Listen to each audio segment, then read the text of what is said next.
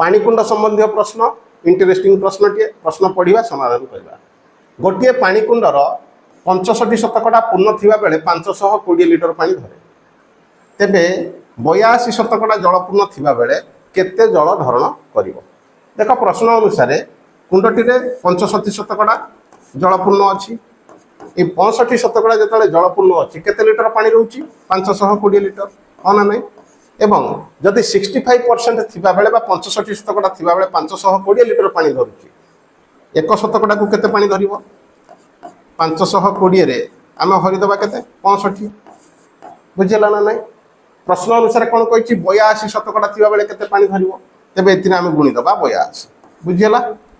वर्तमान 13 रे काटिदेले 13 पंचा 65, 13 रे काटिदेले 4 ये होला 40, 5 रे काटिदेले ये जो केते 8, वर्तमान 8 रे 82 गुणीदेले केते पाइबा 8 गुणे 16 8 8 64 1 65, ता माने 656 लिटर पानी जेतबे 82% जलपूर्ण थिबो। Thanks for watching.